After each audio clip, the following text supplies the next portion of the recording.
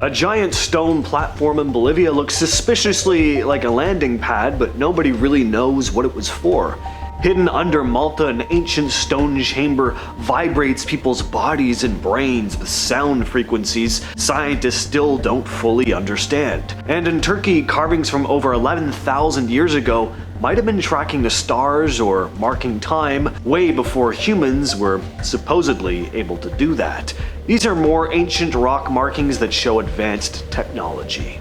Way out in Bolivia, there's this massive carved bedrock known as Samipata, basically a giant flat stone plaza with weird channels and patterns etched into it. Ancient people carved long grooves, circles, and snake-like shapes into the rock. It's famous for being shaped a bit like a landing pad. Some even believe this may have actually been a landing pad. For what? Well, ancient alien ships maybe?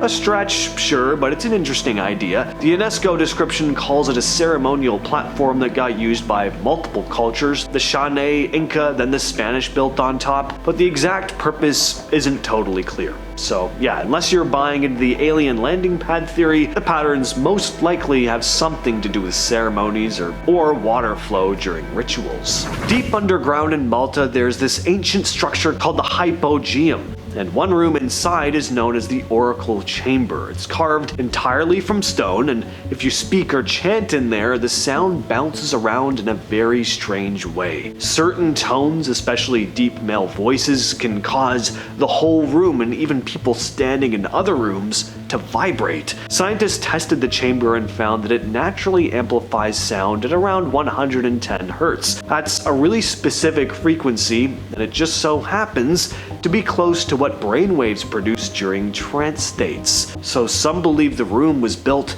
to create an altered state of consciousness on purpose, like maybe it was used in rituals to connect with something beyond the physical. Göbekli Tepe is over 11,000 years old. That alone is wild. This place was built before the wheel, before farming really took off, and long before metal tools. But what makes it even weirder is the stuff carved into the stone. These massive T-shaped pillars are covered in animals like lions, snakes, vultures, scorpions, and these odd V-shapes and circles that some people think weren't just for decoration. There's this theory that those V-shapes actually form a kind of calendar, a whole system that tracks months, lunar cycles, and even adds extra days to stay in sync. Basically, people think these carvings might show the builders had a better grip on timekeeping than anyone expected for that era. Others say the whole site might have been designed to line up with specific stars like Sirius or mark things like the summer solstice, which sounds pretty crazy when you realize this was built thousands of years before Stonehenge. There's still debate over what it all means, but even if they weren't charting the stars or inventing calendars, something complex is going on here. In the middle of the desert in southern Peru, you'll find hundreds of rock carvings at Toro Muerto. Most are animals like cattle and felines, but some look like this. More human-like figures, but with huge, round heads that almost look like they're wearing helmets or masks. To fans of ancient technology, those helmets look suspiciously like protective headgear, or maybe even diving suits. Archaeologists say these carvings are part of the Huayraca culture dating back to 500 CE or so, and probably had some kind of spiritual meaning, but there is something rather sci-fi about them too. Of course, there's no proof it has anything to do with some long-lost ancient technology, but the imagery does make some wonder if they'd been inspired by something not from this world.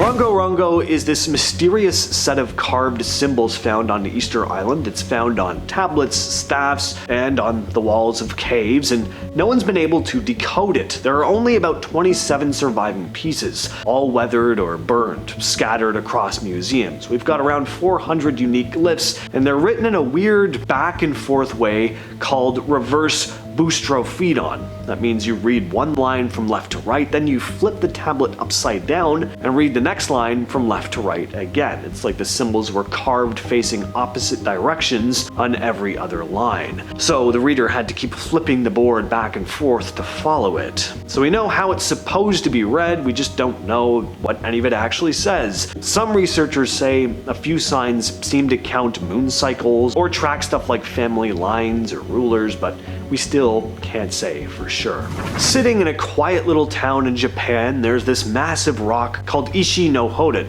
It's huge, about 600 tons, and somehow it looks like it's floating just slightly above the ground, like it's hovering. When you first see it, the shape is super weird too. It's this almost perfect rectangular block with a chunk cut out on one side, and from certain angles it kind of looks like an old school tube TV. The edges are super sharp, the cuts are clean, it just doesn't look like it was made by accident. People have been trying to figure out how ancient builders carved and moved something this size, and more importantly, why it looks like it's suspended. Well, there's water underneath that fills this little basin carved into the rock below.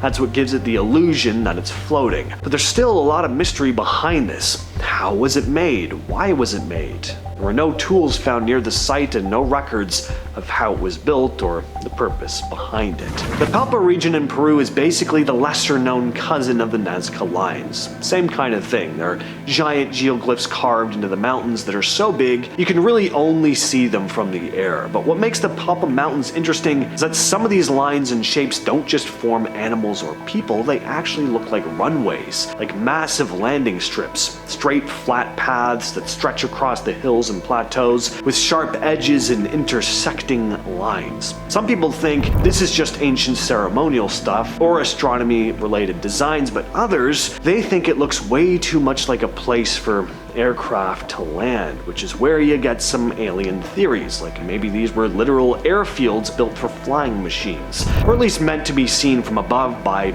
something in the sky. There's also this one carving near Palpa that's this figure with a huge round head and big eyes, and some say it looks pretty alien. No one really knows who made the Palpa lines or how they kept them so perfectly straight across such uneven terrain. They pulled this off without satellites, drones, or planes, which is pretty impressive. Right off the coast of Israel, under about 30 feet of water, there's this ancient site called Atlit Yam. It's a sunken village that dates back around 9,000 years. And what's weird, it has these massive stone circles and standing stones arranged in a pattern. Some people compare it to a mini version of Stonehenge, except underwater. The stones are set up around a freshwater spring, which makes people wonder if it was used for rituals or energy-related stuff. Now, obviously, energy centers is a loaded phrase. Nobody found ancient power cords or anything, but some researchers think the layout could have had a deeper meaning of some kind. The big question is how it got underwater as well. Sea levels have risen since the Ice Age, but the idea that a whole village with megalithic stonework just sank and got forgotten, it's pretty wild. Out in Arizona, there's this rock carving made by the Hopi tribe, and for decades, people have been debating as to what it really means. It's called Prophecy Rock. It shows a long line with different symbols branching off from it, figures, circles. According to some interpretations, it shows two separate futures. One is a straight path, staying connected to nature and balance. The other path branches off and ends in chaos. Some say it represents a future obsessed with technology, war, and destruction. There are also symbols on it that seem to represent sky-related events like stars and comets. Some people say it's just a traditional story, like a visual way the Hopi passed down their beliefs, but maybe it shows they understood patterns in the sky, maybe even how the planets line up over time. Whether that's true or not, nobody's fully decoded every part of the carving.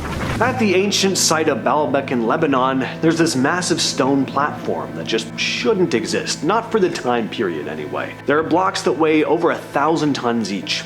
One of them, the stone of the pregnant woman, is over 70 feet long and still sits half buried in a nearby quarry. These aren't decorative stones. They were meant to be moved and placed, but even today we need some incredibly heavy-duty cranes and logistics to pull that off. This was built over 2,000 years ago. Engineers have no solid answer for how the blocks were transported, let alone how they were placed so precisely. Well, what if the builders had access to some sort of technology that's been lost to time? Others go even further, talking about anti-gravity, that maybe the blocks were floated into place somehow. There's no writing that explains how they did it. No tools were left behind. The Romans did build on top of the platform later, but they didn't move the stones. They just used what was already there. I've been your host, James. I'll catch you, yes, you specifically, in the next video.